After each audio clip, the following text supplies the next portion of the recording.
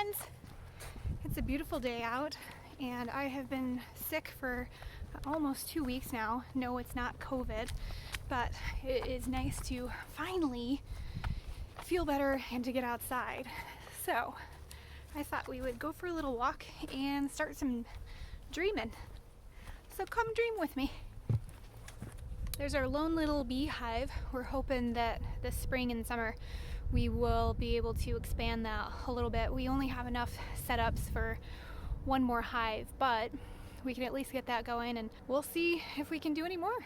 Here's our orchard. We've been looking things over. We get a couple of trees over in this corner here that are not doing well. One of them is completely uprooted. We've been trying to decide whether or not we wanted to brace that one or pull it up altogether. We still haven't really decided. It's still producing fruit. We actually got a couple of apples off of it this fall. We haven't really trimmed anything because we really don't know what we're doing. We don't want to mess up the trees. There are a few spots where there were trees that have died quite some time ago, well before we got here, and we're trying to decide whether or not we want to replace them where they are or start a new orchard. We're not entirely sure that brand new baby trees would do well amongst the other trees that are so tall, so we'll have to figure out and do a little bit more research on whether or not that would actually work. My husband staked out the areas for the garden. There's one post right there. There's another one. It's a lot. You can barely see the other one right off in that side. It's actually a triangular shape, but I think it's about a little over 1,000 square feet. So we'll see how that goes. We have a hill right there. We're kind of toying with the idea of filling that full of wildflowers. I don't know if it would work. I don't know if that would just be kind of a pain. I've also considered making that a raspberry patch or a raspberry garden, to where I have rows that run this way full of raspberries and then just go up and down the rows to pick them. The woods are filled with wild raspberries.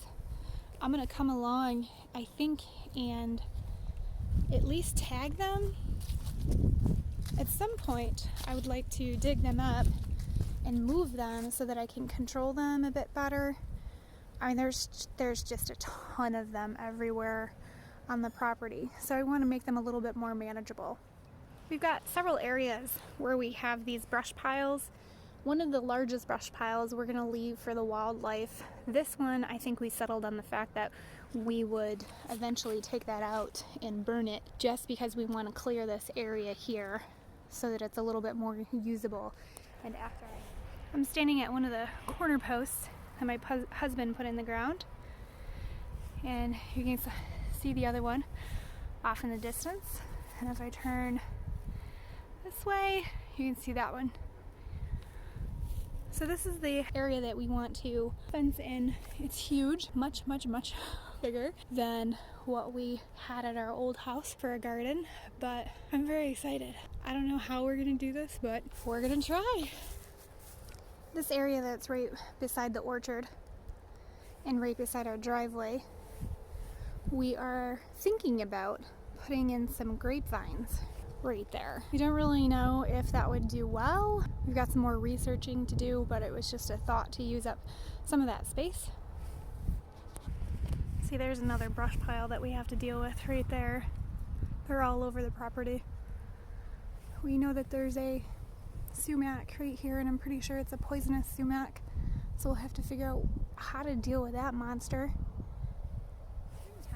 Here's our driveway right here. This is our driveway. There's our house.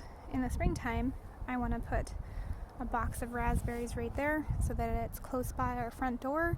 We will probably put a top on it so that the deer don't get to them, and then as the year progresses I can add more boxes going this way so that I have about 3 boxes of rotating strawberry beds.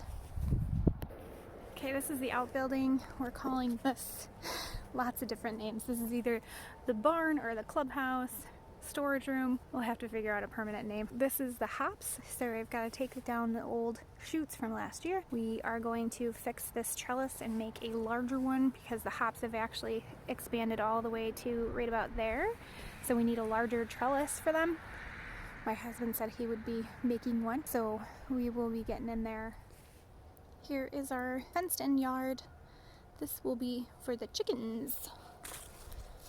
So that's where the chickens are going to be. David has almost finished the chicken shed. He's finished walling everything up. He put in flooring already. I think he wanted to finish up this wall, closing that in, and we also discussed putting tar down on the floor to make that easier to clean up in the future. As far as plans go, I think what we had discussed is doing the laying boxes on this side and the roosting bars here, and then this corner for storage, like their food and shovel and rake and things to clean out and stuff like that. I don't know if we'll keep that plan or if we'll come up with another plan. We might reverse them. We might put the boxes over here and then the roosting bar over there. I don't know. I'm actually leaning more towards the roosting bars over here and the laying boxes over here. But I'm not really sure. I almost feel like I need to see it in order to decide. Well, I guess that's it for now. I'm gonna be out here for a little while.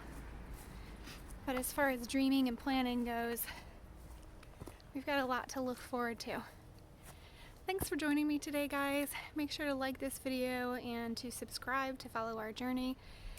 I can't wait for all of this to start coming together. It's going to start happening pretty fast. So, thanks bunches. Bye-bye for now.